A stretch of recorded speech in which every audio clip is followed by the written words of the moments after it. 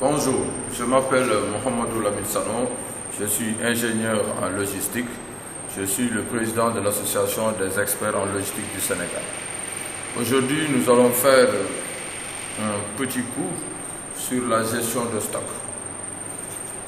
Tout d'abord, la gestion de stock.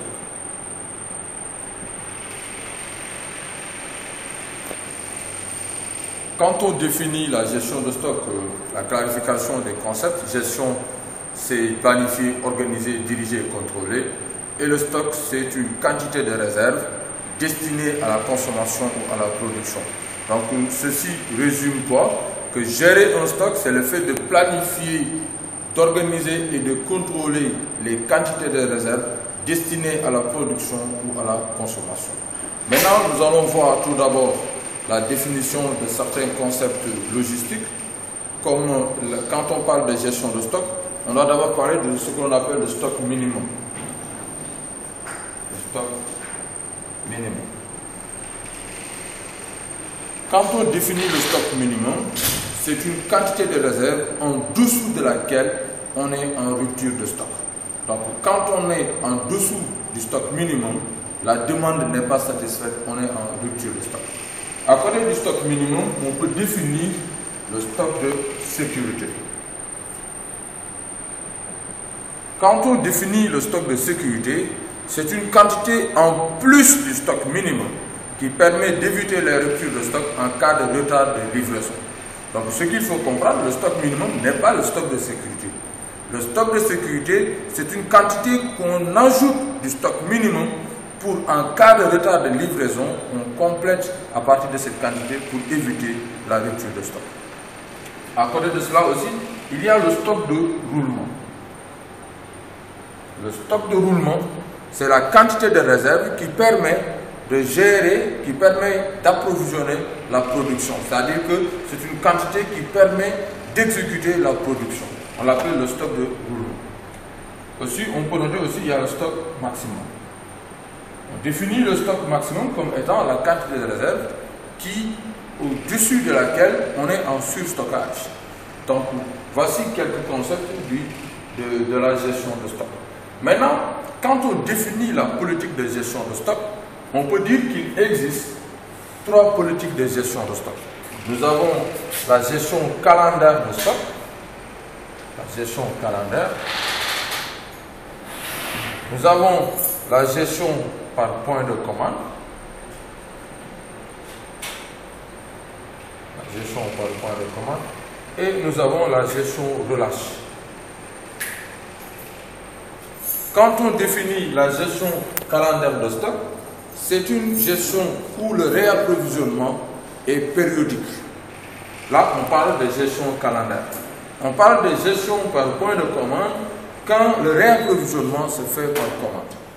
Et on parle de gestion relâche lorsqu'on cumule la gestion par commande et la gestion périodique.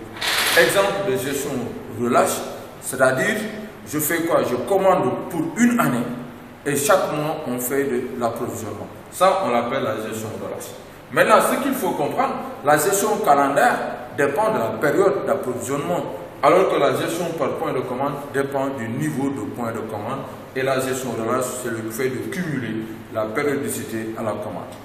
D'accord? Donc maintenant aussi, on va parler des valeurs optimales de gestion de stock. S'il vous plaît.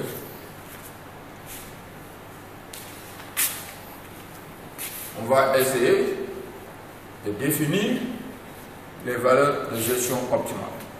Donc, si je dois gérer un stock, les informations, on a besoin des informations suivantes.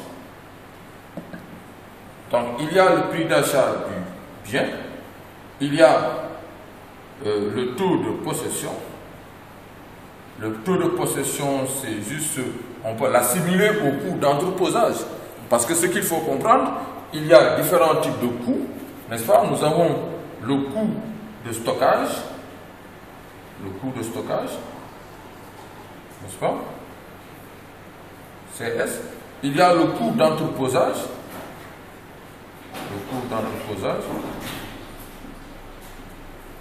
CE.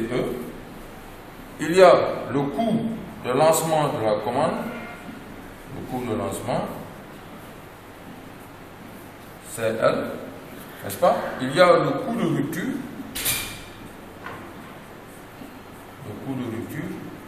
CL, sans oublier le coût total, CT. Donc, qu'est-ce qu'il faut comprendre par coût de stockage? C'est le coût de l'immobilisation.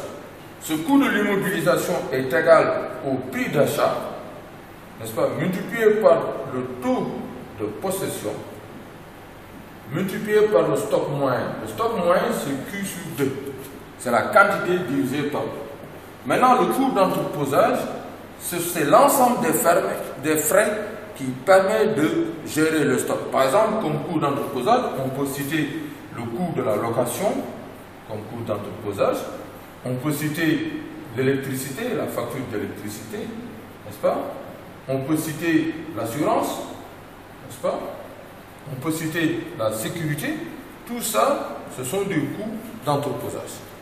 Il y a le coût de lancement de la commande, c'est combien on a dépensé pour lancer la commande. Exemple, il y a eu les frais d'internet, il y a les frais de fax, il y a les frais de téléphone. Tout ça, on peut les assimiler au coût de lancement de la commande. Il y a aussi le coût de rupture. Le coût de rupture, c'est quoi? C'est un coût qui est engendré par une rupture de stock. On appelle ça le coût de rupture. Et le coût total, c'est la somme des différents coûts de gestion de stock. Donc maintenant, si nous parlons maintenant aussi du coût de stockage, il y a aussi le coût de commande. On peut dire que le coût de commande, c'est le coût de lancement d'une commande multiplié par le nombre de commandes. Le nombre de commandes, c'est D sur Q. Donc N de C égale demande divisé par la quantité. Si je veux savoir le nombre de fois que j'ai commandé, il faut prendre la demande que j'ai reçue divisé par la quantité que j'ai commandée. Si je sais la demande que j'ai reçue par rapport à la quantité que j'ai commandée, je peux savoir combien de fois j'ai commandé, c'est le nombre de commandes. Maintenant, ce qu'il faut comprendre, c'est quoi? Si je dois faire le coût total, exemple, je fasse ici. Par exemple, si je dois déterminer le coût total de gestion de stock, c'est égal au coût de stockage plus le coût de commande. Donc, le coût de stockage, c'est le prix d'achat multiplié par le taux de possession, n'est-ce pas, multiplié par le stock moyen, plus le coût de lancement d'une commande divisé par D sur Q. Donc là, j'ai le coût de stockage plus le coût de commande. Maintenant, à partir de cette formule, on peut déterminer la valeur optimale de commande par la méthode de Wilson. C'est-à-dire quoi? On sait que à l'optimum, la dérivée première du coût total est égale à 0. Donc il faut dériver le coût total par rapport à Q. Ceci va nous donner quoi? Donc on aura prix d'achat multiplié par taux de possession multiplié par... Donc du moment qu'on dérive par Q, il va rester 1,5 plus moins maintenant le coût de lancement d'une commande divisé par D sur Q carré. Pourquoi j'ai eu moins ici? C'est parce que j'ai fait la dérivée de 1 sur Q. La dérivée de 1 sur Q est égale à moins 1 au Q au carré. D'accord? Parce que 1 sur X, sa dérivée, c'est moins 1 sur X carré. Donc ici, j'aurai moins CL dQ sur Q carré. Ceci est égal à 0. Donc si je transpose, je peux amener ici. Donc j'aurai le prix d'achat. Donc j'aurai le prix d'achat ici, n'est-ce pas? Prix d'achat multiplié par le taux de possession, n'est-ce pas? Taux de possession, n'est-ce pas? Donc j'amène le égal sur 2, n'est-ce pas? Le tout sur 2 est égal à CL D sur Q carré. Donc si je fais produit des moins, produit des extrêmes, ça me donnera ici. Ça me donnera ici que Q carré fois prix d'achat multiplié par taux de possession est égal à 2 sur CL fois D. Donc ceci me donne Q carré égale 2 CLD divisé par le prix d'achat multiplié par le taux. N'est-ce pas? Donc si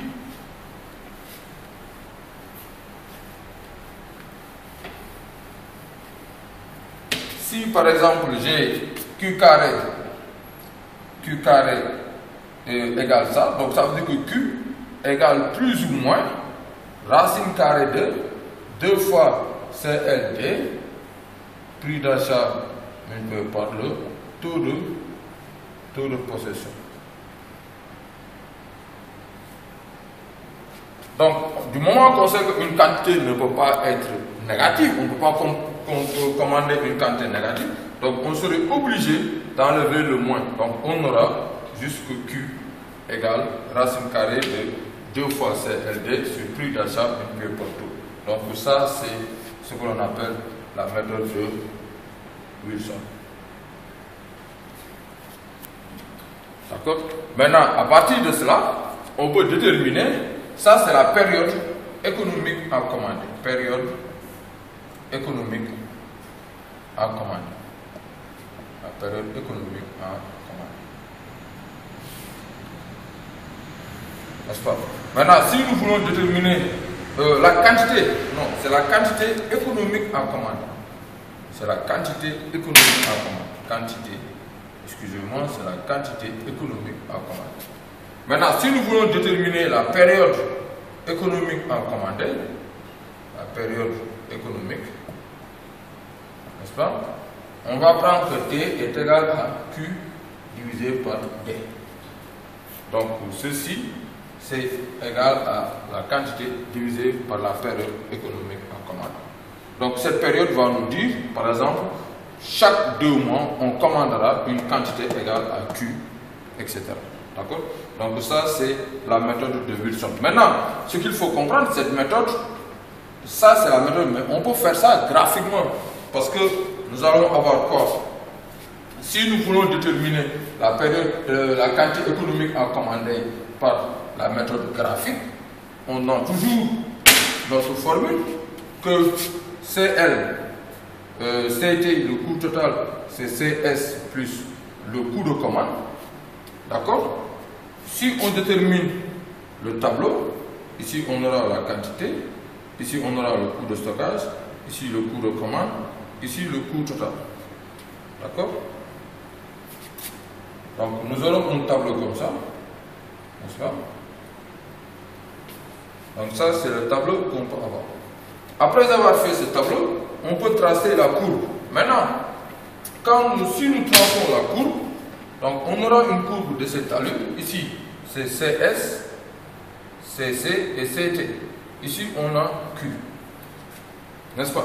Ce qu'il faut comprendre, c'est que quand vous écrivez la formule CS égale prix d'achat multiplié par taux multiplié par Q sur 2, ce qu'il faut comprendre, au fur et à mesure que la quantité augmente, le coût de stockage augmente. Au fur et à mesure que la quantité diminue, le coût de stockage diminue. Donc, on aura une courbe de cette allure. Donc ça, c'est la courbe du coût de stockage. Maintenant, si nous écrivons le coût de commande. Le coût de commande, on a le coût de lancement d'une commande, multiplié par le nombre de commandes, c'est-à-dire D sur Q. Au fur et à mesure que la quantité augmente, n'est-ce pas, le nombre de commandes diminue. Quand le nombre de commandes diminue, le coût de commande diminue. Donc, on aura une courbe de cette allure comme ça. Donc, ça, c'est CC. N'est-ce pas? Maintenant, si nous prenons maintenant le coût total, on voit que le coût total diminue jusqu'à ce point et il prend comme ça. Donc, ça, c'est le coût total. Donc, qu'est-ce qu'on constate? On constate qu'à partir de ce point, ça veut dire que ça réalise une tangente. Et cette tangente correspond à la rencontre entre la courbe du coût de commande et la courbe du coût de stockage. Donc, ici, à ce point, on réalise un équilibre. Et là, on pourra dire que cet équilibre-là correspond à la quantité économique à commander. Économique à commander.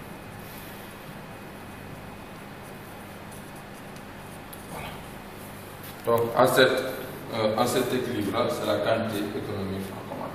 Donc, voici un petit cours sur la gestion de stock, mais on peut détailler beaucoup plus le cours de gestion de stock, parce qu'on précise que la gestion de stock est le noyau dur de la supply chain.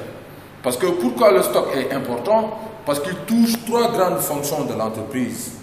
Le stock touche les finances, les ventes et la production. C'est pour cela qu'on dit que la gestion de stock, c'est l'élément, c'est le noyau dur de la supply chain. Donc, merci beaucoup de votre attention.